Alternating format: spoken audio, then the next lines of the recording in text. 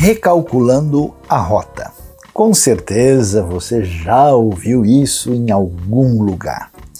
E quando a gente fala dessa necessidade de retomar o caminho diante de um novo cenário, é tão interessante pensar na maneira como Deus revela a sua vontade para nós.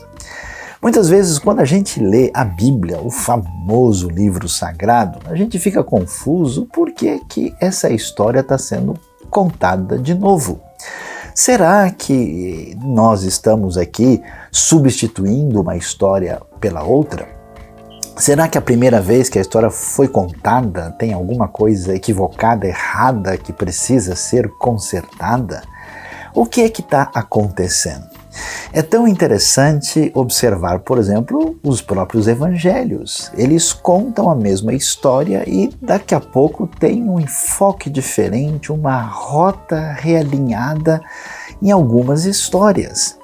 Vale muito observar, por exemplo, os famosos 2 livros de crônicas, que quando a gente lê, parece que está lendo a história de novo, mas a gente vê que aquilo está meio que com a rota recalculada. Por que é que isso é tão importante e valioso? Em primeiro lugar, porque, na verdade, nós temos o nosso conhecimento e relacionamento com Deus, e quando chega diante de um novo cenário, é preciso integrar esse conhecimento com a nova realidade. Novos momentos históricos nos trazem um recalculamento da rota no texto bíblico. Então, quando a gente lê, por exemplo, o livro de Samuel, os 2 de Samuel, os 2 dos reis, e vai ler crônicas, agora nós estamos de um novo cenário, que é preciso ler a história de novo e separar aqueles aspectos fundamentais que nos ajudam a ter esperança e entender a realidade de uma maneira absolutamente mais adequada para o momento, para a nova fase da história. Agora, o que é interessante é ler alguns salmos e ler, por exemplo, o livro de Jó, que apresenta para a gente aquilo que seria o nosso entendimento primeiro e verdadeiro sobre Deus. E que Deus, ele é provedor, Deus é justo e Deus recompensa a justiça e coloca sob a perspectiva da sua ira e punição a injustiça. Mas de repente você vê uma história como a de Jó, quando é preciso recalcular a rota e tudo mais, porque tudo parece estar acontecendo de maneira diferente. Por quê? Porque nós corremos o risco de enxergar a Deus a partir de uma perspectiva pequena e limitada da sua revelação. O nosso enfoque é muito pequeno. Quando o livro de Jó conta a história, diz, olha, é verdade que Deus é justo e que Ele é provedor, mas existe uma realidade mais profunda, existe uma complexidade maior da vida, precisa haver um entendimento maior da realidade. É por isso que você precisa sempre se alimentar da palavra divina e realinhar a sua vida em função daquilo que Deus nos apresenta. Porque quando a coisa fica difícil e a gente, de fato, tem a mente travada e tudo parece que até embota, é necessário recalcular a rota.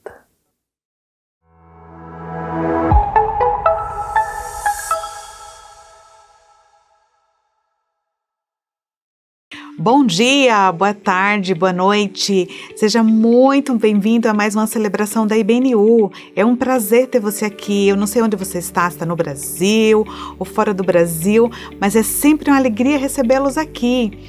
Venha participar conosco, divulgue, convide a família, senta no sofá, divide esse conteúdo, é muito, muito, muito bom. Vem conosco!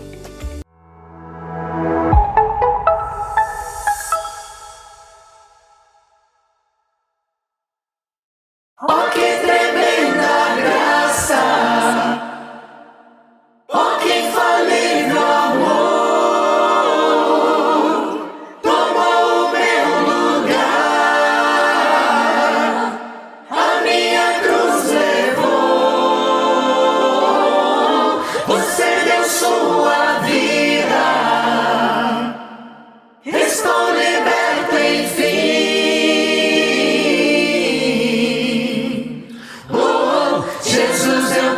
canto pelo que fez por mim.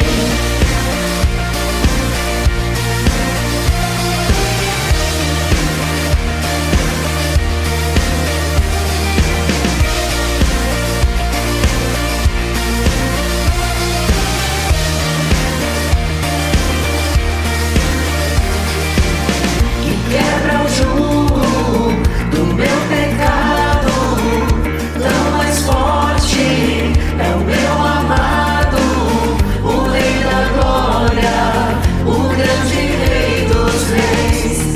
Rei dos Reis, que teme a terra com trono santo, eu admiro, desejo tanto o Rei da Glória, o grande Rei dos Reis. Oh, que tremenda graça! Oh, que infalível amor! Tomou o meu lugar, a minha cruz levou. Você deu sua vida, estou liberto, enfim.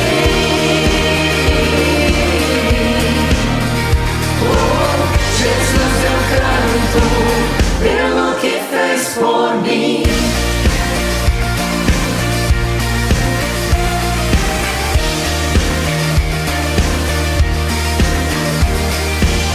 E traz a ordem em meio ao caos, adota o órfão, livra do mal.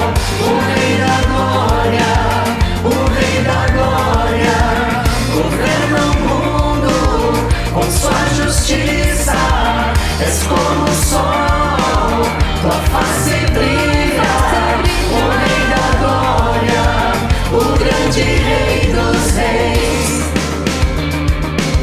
Oh, que tremenda graça! Oh, que infalível amor! Tomou o meu lugar, a minha cruz levou. Você deu sua vida, estou liberto, enfim. Oh, Jesus, eu canto pelo que fez por mim.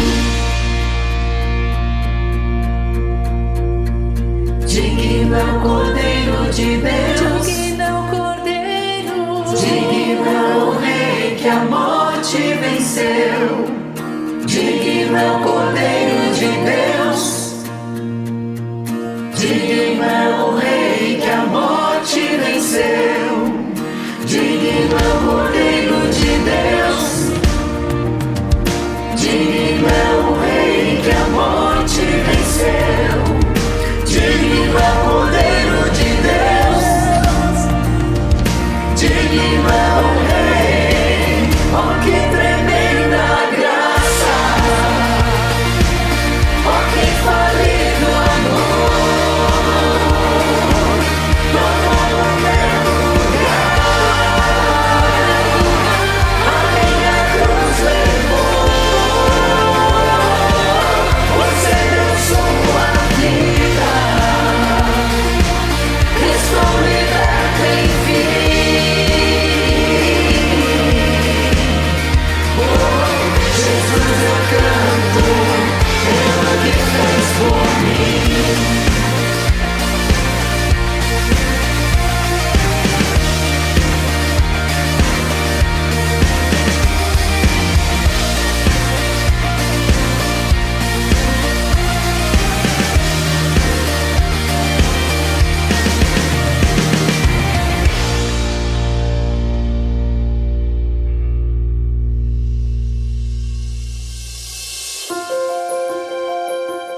Momento gratidão. Quero compartilhar a história de Jaime, um homem cego que, para combater a depressão, escreveu com a ajuda de uma assistente, durante uma semana, todas as coisas boas que lhe aconteciam durante o dia. No final da semana, eram 4 cadernos inteiros escritos. Entre as coisas que ele disse estavam a temperatura da água no banho da manhã, a textura do molho de tomate na hora do almoço, o sol que esquentava o rosto enquanto caminhava, o cheiro do jasmim, as borbulhas do refrigerante que salpicavam o nariz, o cheiro do pão torrado. Todas essas pequenas coisas que nós damos por garantidas são bênçãos de Deus Pai para nós. E nós muitas vezes nos esquecemos e nem damos atenção ou lembramos de agradecer. Tantas vezes nós estamos preocupados, tristes, mal-humorados porque as nossas orações não são respondidas, não do tempo que a gente queria ou da maneira como a gente gostaria. Então devemos nos lembrar do que Paulo diz em Hebreus 12, que Deus ama a disciplinar a quem Ele chama de filhos. Então nós devemos ter um coração agradecido por todas as pequenas coisas, por todas as bênçãos que nós temos e muitas vezes damos por garantidas, e principalmente pela disciplina que Ele nos dá. Oh, não, nunca me deixou na tempestade ou na paz. Oh, não, nunca me deixou quando bem ou quando mal. Oh, não, nunca me deixou. Oh, o Senhor nunca me deixou.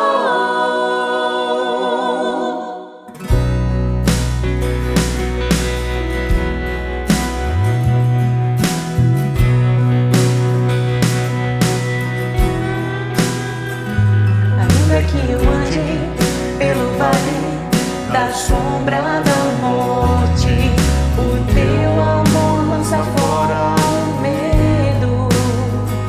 Ainda que eu me encontre bem no meio das tempestades da vida, não voltarei, pois perto estás. Eu não temerei o mal, pois o meu Deus comigo está.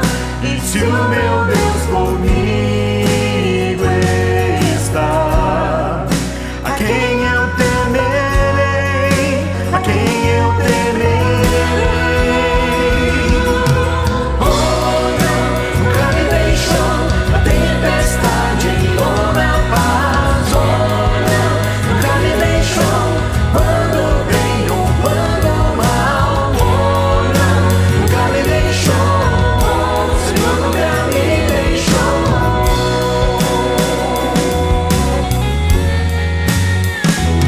Posso ver a luz que está vindo ao coração que espera, incomparável, gloriosa luz.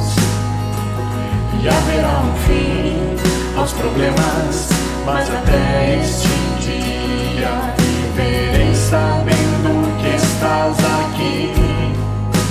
Eu não temerei o mal, pois o meu Deus comigo está.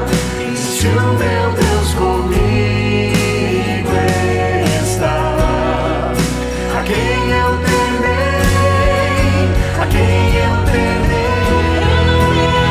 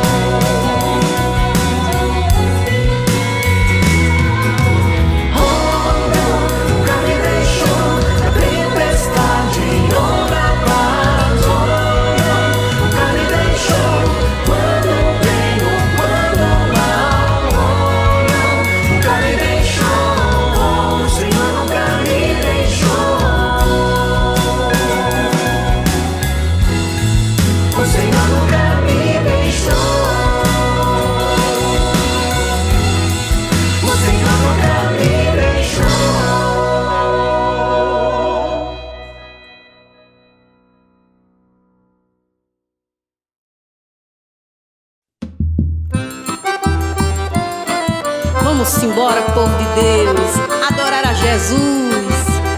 Só Ele é digno de toda honra e toda glória. É o Alumiar, menino, com vocês. Simbora!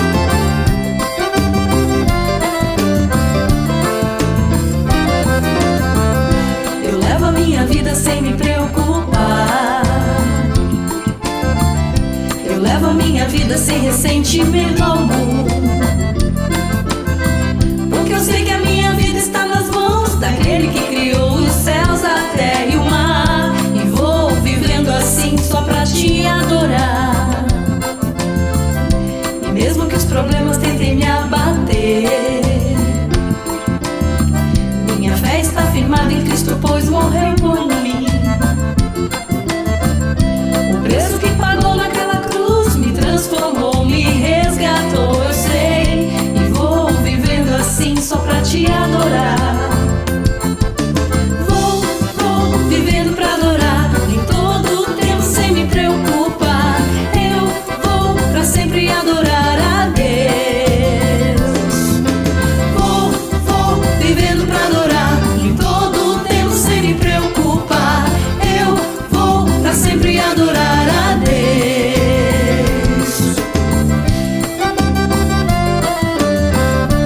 Louvado seja o nosso Senhor e Salvador Jesus Cristo.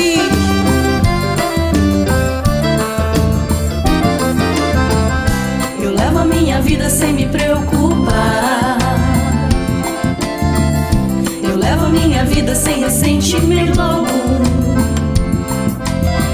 porque eu sei que a minha vida está nas mãos daquele que criou os céus, a terra e o mar. E vou vivendo assim só pra te adorar. E mesmo que os problemas tentem me abater, minha fé está firmada em Cristo, pois morreu por mim. O preço que pagou naquela cruz me transformou, me resgatou, eu sei. E vou vivendo assim só pra te adorar. Vou vivendo pra adorar em todo o tempo sem me preocupar. Eu vou pra sempre adorar a Deus. Vou vivendo pra adorar em todo o tempo sem me preocupar. Eu vou pra sempre adorar a Deus. Quanto mais o tempo passa, mais eu quero te adorar. E quanto mais as horas passam, mais eu quero me aproximar de ti. Vou vivendo pra adorar em todo o tempo sem me preocupar. Eu vou pra sempre adorar a Deus. Vou vivendo pra adorar em todo o tempo sem me preocupar. Eu vou pra sempre adorar a Deus.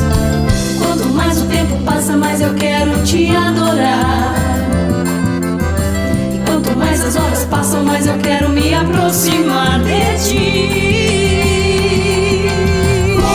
Vou vivendo pra adorar. Vamos embora, em todo menino. o tempo sem me preocupar. Eu vou pra sempre adorar a Deus.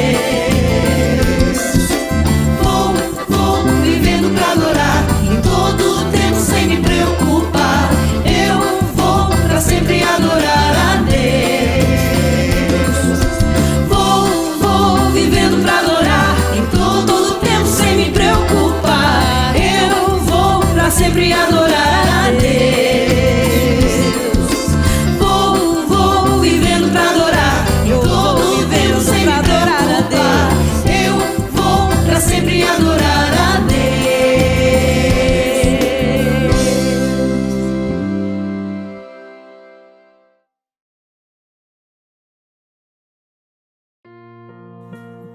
Oi a todos, vamos estar com vocês.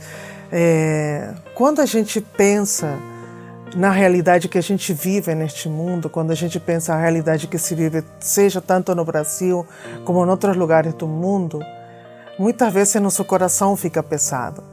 A gente vê a realidade do Covid que ainda não acaba, a realidade da Ucrânia que ainda não acabou, o Afeganistão, ou tantos outros lugares que estão em processos de mudanças, e de mudanças que não são nada positivas. Mas é naquele momento que a gente tem que deixar nossa dor de lado, nosso problema de lado e orar por aqueles que precisam.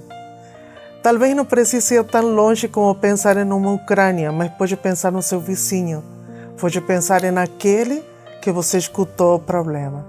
E este é um momento de poder pensar neles e orar por aqueles que estão sofrendo. Vamos orar? Pai amado e poderoso, obrigado pelo teu amor e tua misericórdia. Obrigado, Senhor, por tudo que o Senhor tem feito em nossas vidas. Obrigado pela provisão diária que o Senhor dá, a comida, a casa onde a gente mora, o transporte que a gente tem. Obrigada, Pai, por isso. Mas queremos colocar diante do teu altar aqueles que estão sofrendo. Senhor, seja aqueles que estão em situação de guerra, aqueles que estão passando fome, aqueles que perderam algum familiar, Senhor. Venha trazer consolo no coração deles. Venha trazer provisão para aqueles que precisam, Senhor. E venha trazer paz, Senhor, no coração de aqueles que precisam. Colocamos, Senhor, cada uma dessas pessoas, aquelas que moram longe ou que moram perto de nós, e seja a tua mão e a tua presença visitando eles. Em nome de Cristo Jesus. Amém. Ó Rei das nações, quem não temerá, quem não glorificará teu nome? Ó Rei das nações, quem não te louvará, pois só teu nome é santo.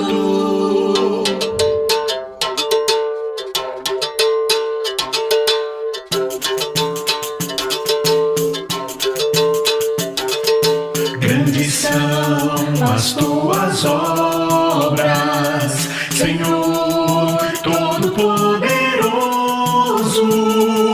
Justos e verdadeiros são os teus caminhos. Grandes são as tuas obras, Senhor Todo-Poderoso. Justos e verdadeiros são os teus caminhos. Ó Rei das nações, quem não temerá, quem não glorificará teu nome? Ó Rei das nações, quem não te louvará, pois só teu nome é santo. Ó Rei das nações,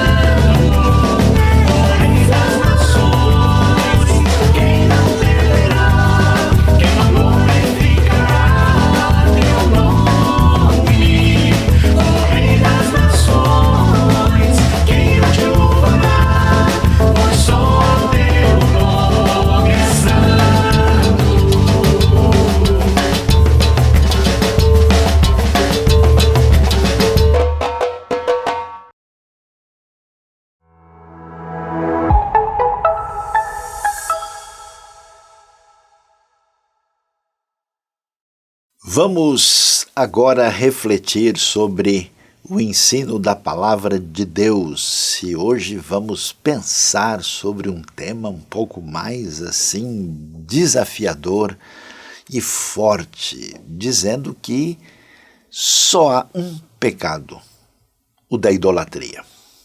E para isso vamos ver o que a Bíblia nos apresenta no livro de Oséias, no capítulo 13. Acompanhe comigo e aí para refletir sobre a palavra divina. Oséias 13, a partir do verso 1 diz: quando Efraim falava, os homens tremiam, ele era exaltado em Israel, mas tornou-se culpado da adoração a Baal.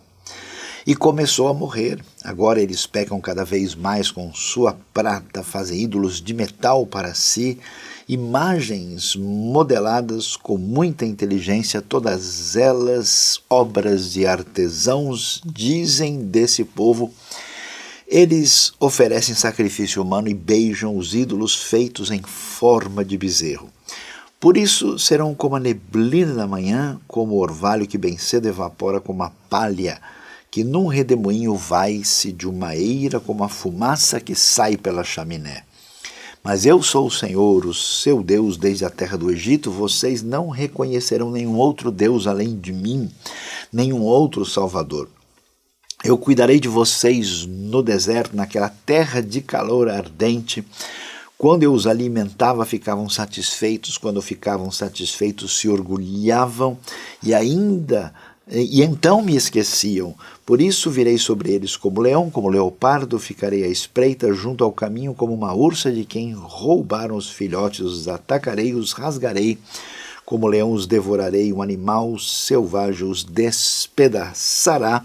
E assim deve-se prosseguir no texto até o verso 14, quando Deus diz: eu os redimirei do poder da sepultura, os resgatarei da morte, onde estão a morte as suas pragas, onde está a sepultura a sua destruição. Esse texto de Oséias apresenta, junto com o livro como um todo, que tem 14 capítulos, uma denúncia direta contra a idolatria. E pensando no que está acontecendo aqui, nós estamos em Israel, no Reino do Norte. Oséias é um profeta de Deus que vai ser chamado para levar uma mensagem de repreensão e de esperança ao reino de Israel na época do rei Jeroboão II, que reinou de 793 até 753, e essas mensagens e palavras de Oséias são depois colocadas aí num livro devidamente fechados aí no final do 8º século a.C. e serve de referência para nós. E a grande questão que se levanta é o que é exatamente idolatria e por que esse tema parece tão assim significativo, importante, destacado na Bíblia, especialmente, vamos dizer, no próprio Antigo Testamento. E o que a gente pode dizer? Parece um tanto quanto estranho, né, que de fato o problema da idolatria seja alguém dar atenção religiosa diferenciada a uma estátua, a uma espécie de elemento que representa o divino, feito de metal, de barro, de pedra, de madeira, seja qual for o material. E o próprio texto bíblico vai sinalizar para a gente que essa coisa é tão, assim, vamos dizer, estranha, como a gente vê em Isaías, que existe algo que não faz o mínimo sentido, né? Ou seja, uma pessoa pega lá um determinado elemento, como a madeira, e ele faz um banco, ele faz ali um outro objeto, ele usa para fazer lenha, e depois ele cria ali uma forma que ele apresenta como divina e pede ajuda para aquilo que ele mesmo moldou. Então, no fundo, a questão da idolatria é muito mais profunda do que simplesmente alguém ter uma forma que pareça representar alguma divindade. E é curioso, porque a gente quando pensa em idolatria, você pensa logo em separação, em distanciamento, em afastamento. É como se fosse mais ou menos o seguinte, ó, quem está no povo de Deus, quem está no lugar certo, quem está no culto certo, essa pessoa está meio que protegida da idolatria. O curioso é que a gente começa a perceber que até mesmo no hebraico, né, você tem a famosa palavra Elohim, que significa Deus, e Elohim também significa deuses. A mesma palavra é usada para se referir ao Deus único e é usada para se referir aos deuses que são os ídolos, os Elohim Acherim, né, os outros deuses.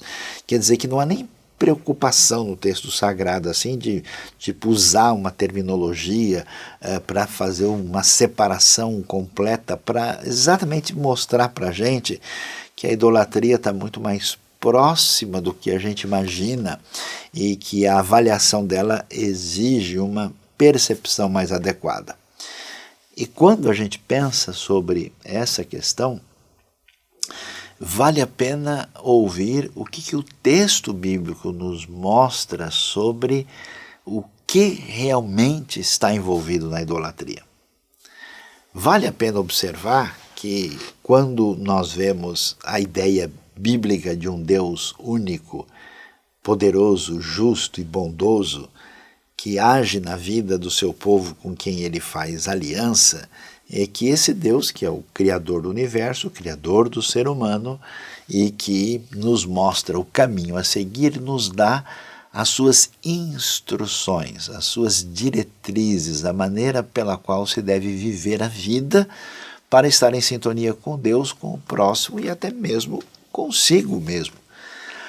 E quando Deus faz isso, Ele nos dá as suas leis, ou os seus mandamentos, as suas diretrizes. E esses mandamentos, né, que tem um perfil aí que envolve o elemento, vamos dizer, de reconhecimento de Deus, de perfil ético para a vida, de sabedoria, de como lidar com a realidade, a gente conhece aquilo que é a essência dessa proposta judaico-cristã, que são os 10 mandamentos. Agora é interessante, se olhar Deuteronômio 5, olhar Êxodo capítulo 20, os 10 mandamentos, o ponto de referência que dá início a tudo é que nós devemos reconhecer o Deus único. Você começa com essa distinção de não ter outros deuses que se comparem com Deus, outros deuses comparáveis a mim, ou junto de mim, ou além de mim. E nesse sentido, fica bem claro que todos os outros mandamentos são dependentes desse conceito fundamental que envolve a adoração, o reconhecimento do Deus único. Isso significa o quê? Aí a gente entende por que não adianta olhar para os outros pecados como se eles fossem erros sozinhos. Quando a gente afasta-se de Deus e entra naquilo que tecnicamente a gente pode chamar de idolatria, nós abrimos a porta para todos os demais pecados, que em última instância todo pecado só é pecado na sua relação com Deus. E o pecado, por definição, é idolatria, é o pecado que está, no fundo, por trás de todos os pecados. Então é como se a gente, por exemplo, que se preocupa com coisas meramente externas, tem uma visão legalista da espiritualidade, tem uma percepção limitada das coisas, a gente olhasse apenas os sintomas sem olhar a causa real, sem olhar onde é que está o ponto de partida. E aí a gente pergunta, então, quer dizer, parece que nem dá, né, vontade de estudar muito sobre esse tema, porque, digamos assim, nosso problema não tem nada a ver com o livro de Oséias, mas é interessante que no final das contas a idolatria é muito mais forte e poderosa do que a gente possa imaginar. E a pergunta que se levanta é o que é que realmente está por trás dessa realidade da idolatria. O povo de Deus é chamado para reconhecer o Deus único, dar a Ele a honra que é devida e caminhar nas suas diretrizes e se relacionar devidamente com Deus. E essa proposta se traduz no caminho da missão. Esse povo, então, deve mostrar, né, a realidade do Deus único aos outros povos e, num certo sentido, a idolatria é o caminho da antimissão. É uma proposta que entra em confronto, em oposição, de maneira totalmente contraditória, né, confrontadora em relação a isso. E é curioso porque a gente vai olhar a história israelita no Antigo Testamento. O tempo todo a discussão é, olha, vocês estão deixando a Deus, estão indo atrás dos outros deuses. E sempre há um chamado a esse retorno a Deus, e isso tem um destaque maior aqui. Então observe o texto, né, vai nos dizer que eles tornaram-se culpados porque foram atrás da adoração a Baal. E assim Israel começa a morrer. Eles pecam cada vez mais e usam prata para fazer ídolos de metal, imagens modeladas com muita inteligência, e oferecem sacrifício humano e beijam ídolos feitos em forma de bezerro, e por isso serão como a neblina da manhã, como o orvalho que vai embora, como a palha que o redemoinho leva, como a fumaça que sai pela chaminé. Então, observe que a questão é a seguinte: a idolatria não está afastada do povo que conhece a Deus. A idolatria não está protegida porque eles têm um templo, porque eles têm a lei, porque eles são a comunidade eleita. Nada disso serve de remédio ou de vacina contra isso.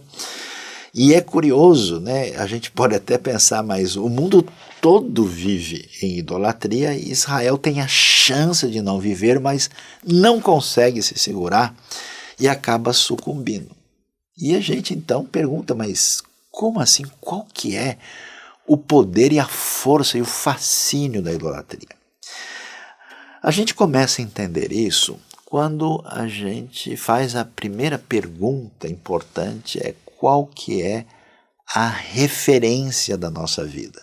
Qual que é o elemento que serve de paradigma para nós? E quando a gente faz esse tipo de pergunta, não tem muito jeito, né? Ou eu vou, como muita gente faz, né, entregar o meu pensamento, o meu coração para aquilo que parece representar uma diretriz de sucesso, e eu conheço muita gente que vive assim, né, nessa dimensão de escolher uma determinada ideologia, uma determinada forma de pensamento, uma determinada pessoa em que você, vamos assim dizer, se entrega. E aí essa referência é a diretriz que acompanha a sua vida. Em última instância, todo mundo tem um supremo pastor que conduz a sua vida. A outra maneira, talvez para as pessoas que se encham de mais arrogância, assim, que são contra tudo, contra todos e entram nessa postura muito comum, né, de romper com tudo para se apresentar como a única voz que deve ser ouvida. E nesse sentido a pessoa meio que se pastoreia a si mesma, né, e ela é a sua referência e caminha na direção de uma egolatria assustadora. E a proposta bíblica é, olha, existe um Deus único, um Deus soberano e poderoso. Ele agiu na história, ele fez aliança com Israel e ele apresenta a sua diretriz. E o que acontece quando a gente entra num caminho de idolatria? Nós desconfiamos de Deus, das suas propostas, da sua palavra, das suas diretrizes, e é interessante como o coração humano de fato vai numa direção, a gente percebe isso, né? Numa direção de querer ou moldar a palavra divina de acordo com as peculiaridades e interesses nossos, ou fazer com que a gente tenha uma postura crítica de maneira negativa em relação às diretrizes de Deus para, de alguma forma, inconscientemente, a gente poder se desculpar e simplesmente caminhar da maneira que a gente bem entende, porque nós temos confiança na nossa proposta de determinar a nossa vida. Então, você percebe, o primeiro problema é a quem a gente entrega as diretrizes da vida. Mas o curioso é que a coisa vai além disso. Quando a gente olha para a questão da idolatria, a gente percebe que não é uma discussão meramente filosófica ou ideológica, ela é mais profunda. E como é que ela funciona? Observe no texto de Oséias, que chama a atenção, quando ele diz que eles fazem ídolos de metal com muita inteligência e aquilo é obra de artesãos. Então, veja que a idolatria exige a concretude servil da adoração. E o que significa isso? Significa que no fundo, quando a gente arruma uma divindade, a gente escolhe alguma coisa para nos dedicar, não é só uma questão do que acreditar, em que caminho seguir, significa um fazer. Quando a gente faz isso, quando a gente executa, no fundo, nós temos elementos que nos levam nessa direção. Então, você imagina só que qualquer coisa que ocupa a nossa energia, que ocupa o nosso recurso, que ocupa a nossa dedicação e que nesse caso, esse é o cerne da idolatria, toma o lugar de Deus, aí nós temos a configuração bastante clara desse que é, no final das contas, o pecado único, que é a própria idolatria. Ou seja, a pessoa, na verdade, quer colocar-se a si mesmo no centro de tudo, e então ele rejeita a diretriz divina e segue o seu próprio caminho. Mas ele não faz isso, ele passa de fato a adorar, e adorar é servir. Por isso ele gasta o seu talento, a sua arte, a sua capacidade, ele gasta tudo que ele pode para executar o seu projeto, porque na verdade, como bem disse Isaías, o ídolo não é nada.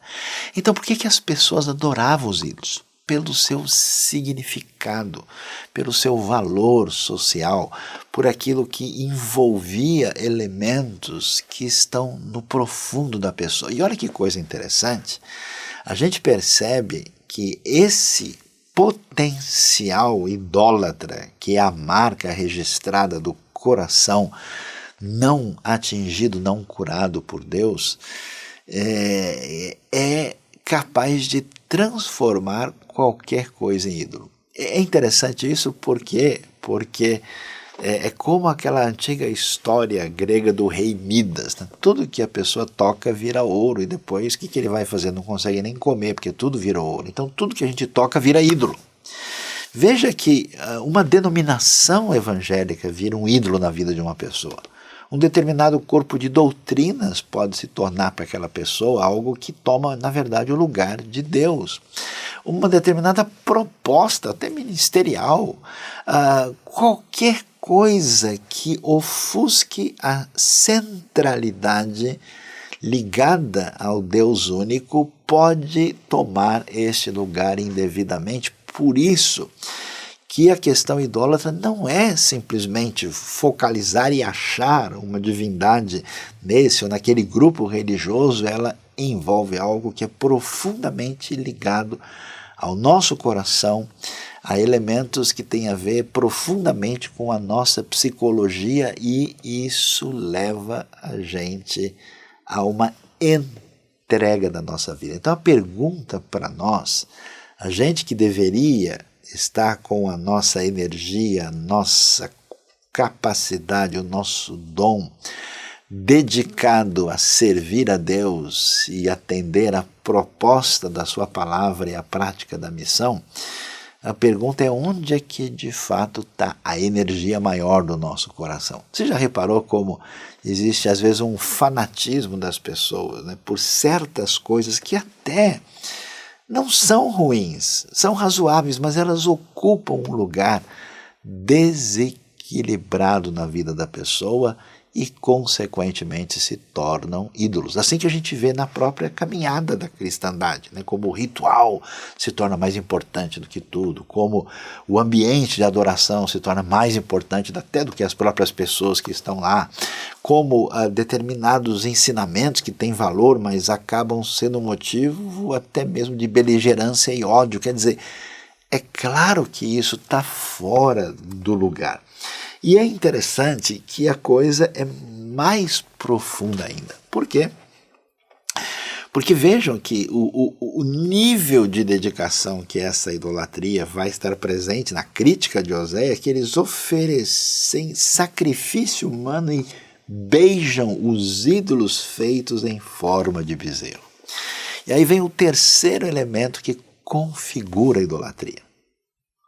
Ou seja, a idolatria envolve referência e pensamento que a gente entende sobre Deus e como a gente dirige a nossa vida sob os seus princípios ou não. Ela envolve uma prática, uma entrega, uma confecção daquilo que as nossas mãos e os nossos dons podem fazer. Mas ela envolve um nível mais profundo, que é a dedicação afetiva do nosso coração. É curioso porque os ídolos, eles não só exigiam que você vá lá e pague a sua, vamos dizer, dívida religiosa. Os ídolos não exigiam simplesmente que você fizesse um ritual. A coisa era muito mais intensa, envolvia uma dedicação profunda. Por isso é tão impressionante que essa entrega chega ao ponto, numa espiritualidade distorcida e doentia, geralmente dominada por medo, por culpa e por manipulação emocional, em que as pessoas, de fato, como a gente vê na história humana e mencionaram na Bíblia, chegavam ao ponto de fazer sacrifício humano. Quer dizer, você espera o contato com Deus e com a sua direção da vida para que a nossa vida seja abençoada, e você termina matando pessoas e oferecendo gente assassinada para a divindade. Que nível de loucura isso pode chegar? E é interessante que eles vão e eles beijam, né? Quer dizer, o beijar, essa expressão concreta afetiva aparece aqui, e a gente vai ver onde é que está o centro, o foco da nossa relação com Deus. Onde é que está o ponto essencial que diz respeito à oposição à idolatria ou à entrega a ela? Tem a ver com a afetividade do nosso coração. Então é muito interessante que quando a gente foge de Deus e se deixa ser levado por um caminho de idolatria, a gente vai exatamente nessa direção em que a nossa conexão com Deus se dá apenas por fazer certas coisas porque elas são certas. Fazer certas coisas porque, afinal de contas, Deus determinou assim. Fazer certas coisas porque, afinal de contas, essa é a doutrina. Fazer certas coisas, afinal de contas, porque nós somos cristãos. Fazer certas coisas porque é desse jeito e ponto final. Mas a proposta da Bíblia, desde o início, desde o próprio caminho que aparece lá no Deuteronômio, é que Deus quer que nós venhamos a amá-lo. Por isso o chamado para o relacionamento com Deus, que tem a ver de fato contra essa oposição que nos leva à adoração verdadeira, que nos leva a uma entrega, que nos leva ao desejo apaixonado da missão, é que a gente vai ver no próprio livro de Oséias. Interessante que, como esse pecado problemático, que é de fato o pecado único, toma conta da realidade do povo, a gente vai ver isso na história. Você vê capítulo 12, por exemplo, existe aqui uma referência ao que aconteceu com Jacó, né? Ou seja, a história antiga.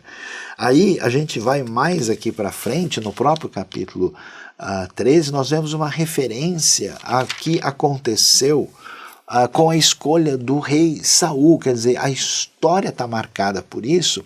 E quando você lê Oséias como um todo, você vê, olha, essa situação atingiu os sacerdotes, atingiu os governantes, ela trouxe uma injustiça social total. Esse é o drama do mundo. Eles querem curar as chagas da sociedade, esquecendo-se de Deus. Querem construir uma realidade de felicidade sem dar àquele que é o grande Senhor da graça, do poder e da misericórdia o seu devido lugar e submeter-se à sua sabedoria. E é muito interessante quando a gente olha Oséias capítulo 4, verso 6, um texto muito famoso e destacado: meu povo foi destruído por falta de conhecimento, uma vez que rejeitaram o conhecimento, eu os rejeito como meus sacerdotes.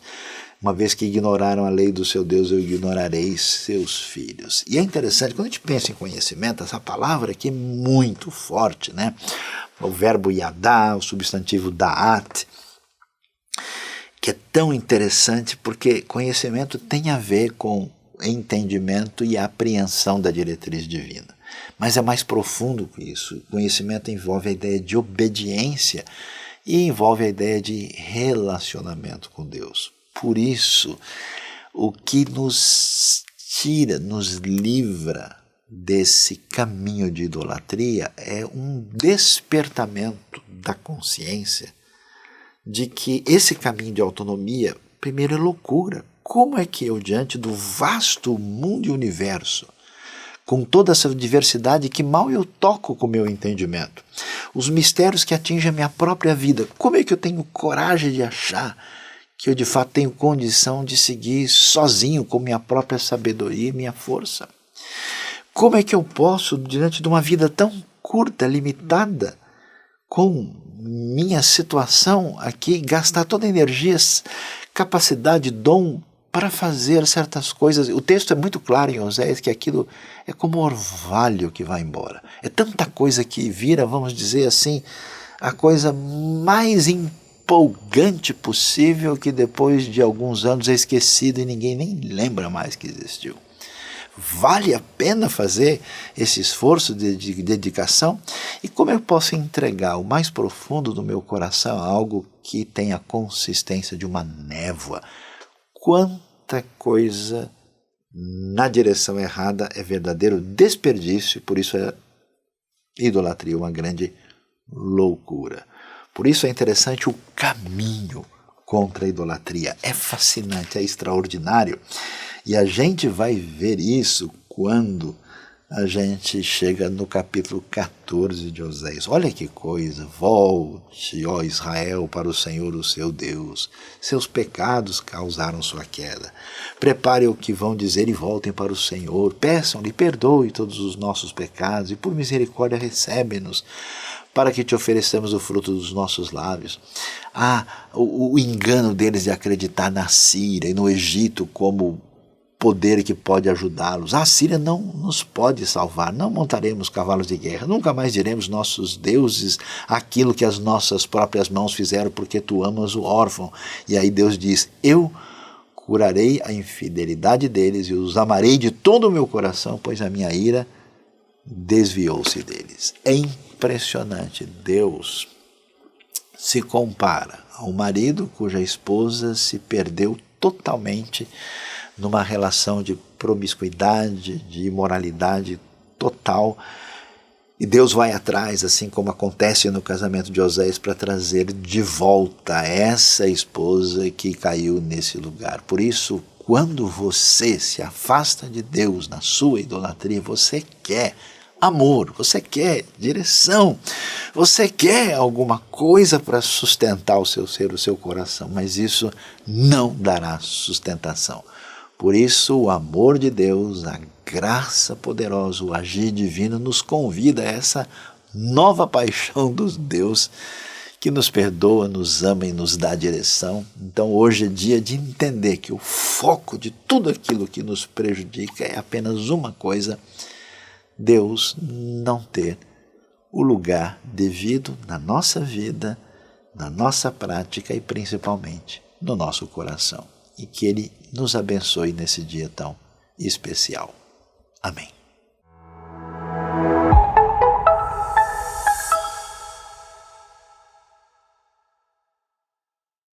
Olá, querida família IBNU, Igreja Batista Nações Unidas. Já estamos no campo missionário. Domingo, a família que nos recebeu do aeroporto nos conduziu para um parque. O grupo de irmãos já estava ali reunido em confraternização e logo depois tivemos um culto. Foi muito especial. Eu gostaria de compartilhar com vocês, agradecendo pelas suas orações, pela viagem tranquila que fizemos. E também aproveitar para um pedido de oração. Esta semana estamos a buscar o lugar onde vamos morar. Que o Senhor nos mostre, nos revele, e eu conto com você. Conto também com o seu apoio, com as suas orações e a sua participação na manutenção do casal missionário. Que Deus possa abençoar você. Um grande abraço de Milão, Pastor Cleverson Bigarani e Daniele, seus missionários. Nesse momento da nossa celebração, temos a oportunidade de participar daquilo que Deus está fazendo no mundo através também das nossas contribuições. E isso é um momento muito especial para todos nós, porque nós sabemos que tudo aquilo que nós temos veio do Senhor.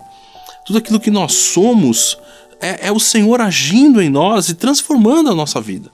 Então é um momento onde nós podemos olhar para aquilo que Deus está fazendo através de nós também em relação a outras pessoas. E nós sabemos que tem muitas pessoas que estão passando nesse momento mesmo por muitas necessidades. Pessoas que estão vivendo numa realidade bastante complicada. Missões, temos aí situações de conflitos no mundo e pessoas estão realmente precisando. E nós queremos convidar você a fazer parte de tudo isso com a gente aqui na IBNU. Então você pode enviar a sua contribuição para a IBNU e nós temos certeza que vamos poder colocar esse valor para abençoar outras pessoas. Eu quero orar, inclusive, com você nesse momento, colocando tudo isso e até mesmo a administração de todos esses recursos diante de Deus. Senhor, muito obrigado porque o Senhor nos dá essa oportunidade de sermos transformados por Ti, de vermos o Teu agir em nós, mas também de sermos usados, de podermos compartilhar da Tua mensagem, de podermos abençoar outras vidas e podermos contribuir para que outras pessoas possam ser alcançadas pela Tua mensagem, alcançadas, Senhor, em relação às necessidades, às vezes até mesmo básicas que estão enfrentando. Pessoas que estão realmente em estado de vulnerabilidade e que a IBNU tem apoiado projetos ao redor do mundo, alcançando essas pessoas e transformando a vida delas também. É por isso, Pai, que nos sentimos realmente agradecidos, nos sentimos privilegiados de participar desse momento. Que o Senhor abençoe cada coração naquilo que tem ofertado. Que o Senhor realmente continue dando essa alegria, como nós vemos o apóstolo Paulo falando ali em 2 Coríntios, daqueles irmãos da Macedônia que deram, Senhor, a própria vida, no sentido de se colocaram à disposição porque queriam ser grande bênção na vida de outras pessoas. E que momento especial e maravilhoso é esse. Que o Senhor também abençoe cada um daqueles que administram na IBNU, para que os recursos possam chegar de uma forma, no tempo certo, alcançar essas pessoas e vermos pessoas sendo transformadas. Em nome de Jesus. Amém.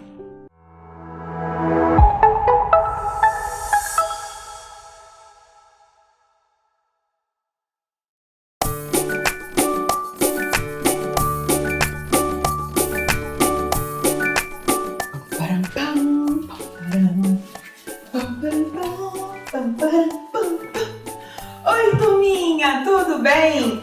Vocês viram aí hoje que eu estou me preparando para uma verdadeira expedição. Isso porque, crianças, eu gosto muito de uma aventura. Quem não gosta, né, de viver uma boa aventura? E aí, quando eu estava preparando aqui, arrumando minhas coisas, eu lembrei o como a vida com Jesus é uma vida cheia de aventuras. Sabe por quê? Aqui ó, na palavra de Deus, vai contando quantas coisas incríveis Jesus fez enquanto estava aqui na Terra. E Ele ainda faz nos dias de hoje também. Jesus, Ele é o Filho de Deus e Ele é todo poderoso para poder fazer umas coisas que às vezes a gente não entende direito como elas aconteceram, sabe? E aí, conforme eu estava aqui, lendo a Bíblia e lembrando dessas várias aventuras de Jesus com seus amigos, eu fui lembrando de algumas dessas histórias. Por exemplo, quando eu estava preparando o lanchinho, uma boa expedição tem que ter o lanchinho, né? Eu lembrei, aqui ó, dos nossos sanduichinhos.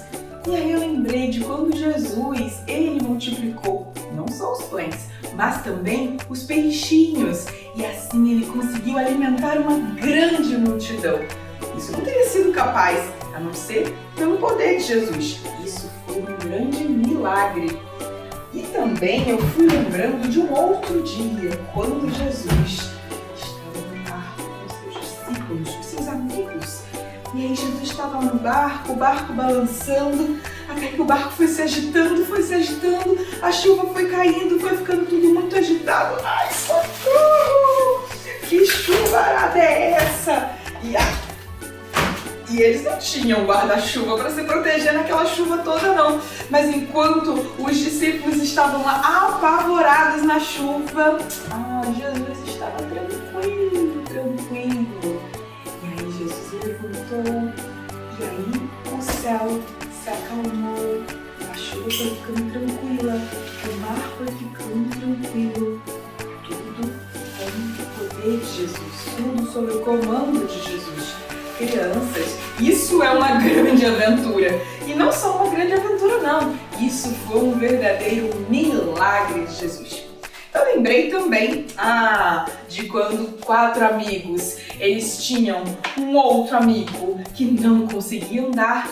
Jesus estava falando numa casa cheia de pessoas e esses amigos, eles deram um jeito de carregar o seu amigo que não podia andar, colocaram ele numa corda e foram carregando até Jesus, porque eles sabiam que Jesus poderia fazer um milagre. Mas chegando lá, eles não conseguiam alcançar Jesus. Eles deram um jeito, subiram em cima do teto da casa e foram descendo o seu amigo até ele chegar em Jesus.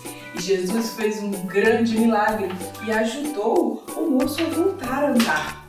Quantas aventuras as pessoas viveram com Jesus e quantas aventuras nós podemos viver ainda hoje também. Quantos milagres nós podemos ver Jesus fazendo em nossas vidas. Mas vocês sabem, crianças, o maior milagre que Jesus pode fazer na nossa vida é ser nosso amigo para sempre. É mudar o nosso coração, que às vezes é tão malvado, não é mesmo?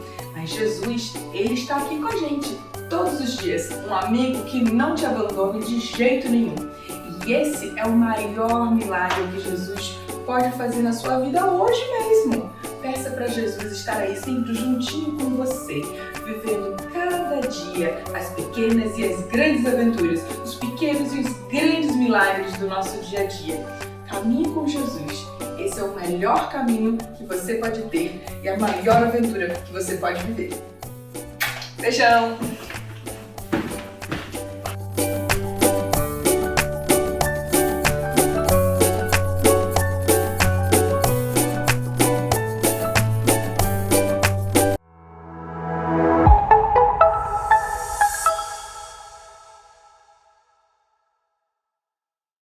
Todos os dias, no Instagram dos adolescentes da IBNU, nós estamos colocando alguns vídeos com devocionais diários realmente para o seu adolescente. E é legal que são os próprios adolescentes que estão fazendo.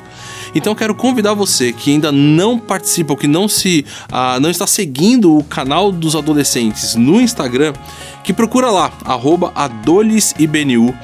Escute, e se você tem inclusive adolescente, envie para ele também os nossos devocionais. São devocionais específicos para os adolescentes. Eu tenho certeza que vai ser um momento muito especial, tanto para ele, para o adolescente, como para você também, como pai, tio, para poder conversar com ele e ter algumas coisas ali para orarem juntos. É isso aí, então siga a gente, não esquece, @adolesibnu.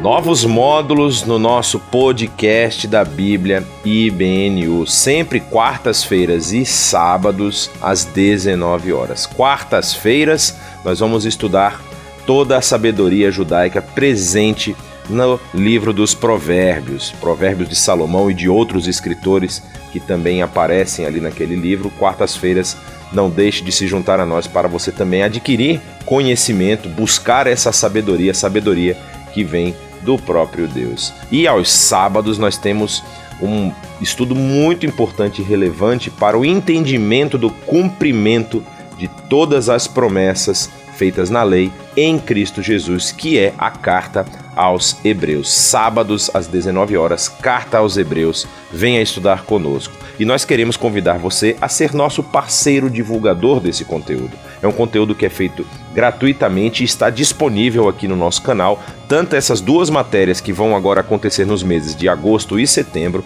como também todas as outras matérias que nós já fizemos, que estão aqui no canal do YouTube. Compartilhe, divulgue, distribua esse conteúdo com as pessoas que você puder alcançar. Olá! Nesse próximo semestre, o Ministério de Família e Casais estará oferecendo o curso Aliança. São 10 encontros para casais. Quem fez gostou bastante. Se você tem interesse, agora, dia 7 de agosto, após a celebração lá no WTC, nós teremos a nossa primeira reunião para explicarmos direitinho sobre isso. Vai lá, aparece lá, esperamos você. As vagas são bem pouquinhas, são no máximo 5 vagas. Que bom que você ficou com a gente. Foi muito bom tudo aquilo que pudemos cantar, tudo aquilo que pudemos participar dessa celebração tão especial. Uma celebração onde podemos nos colocar diante de Deus, ouvir a sua palavra, louvar a Ele por todos os atos maravilhosos que Ele tem feito.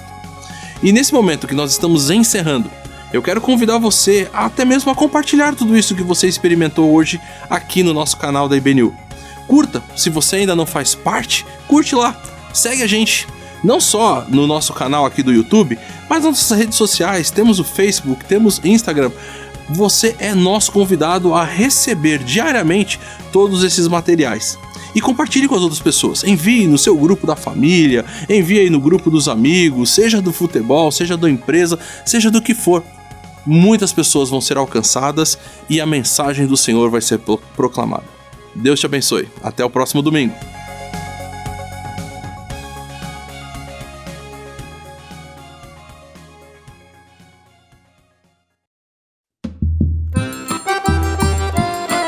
Vamos embora, povo de Deus, adorar a Jesus. Só Ele é digno de toda honra e toda glória. É o Alumiar, menino, com vocês. Simbora!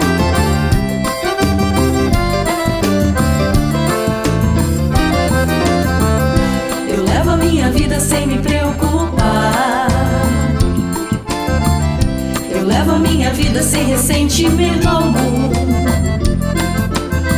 Porque eu sei que a minha vida está nas mãos daquele que criou os céus, a terra e o mar. E vou vivendo assim só pra te adorar. E mesmo que os problemas tentem me abater, minha fé está firmada em Cristo, pois morreu por mim. O preço que pagou naquela cruz me transformou, me resgatou, eu sei. E vou vivendo assim só pra te adorar. Vou vivendo pra adorar em todo o tempo sem me preocupar. Eu vou pra sempre adorar a Deus. Vou vivendo pra adorar em todo o tempo sem me preocupar. Eu vou pra sempre adorar a Deus.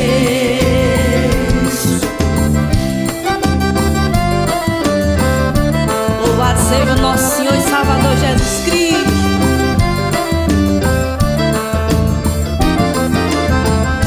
Eu levo a minha vida sem me preocupar. Eu levo a minha vida sem ressentimento algum.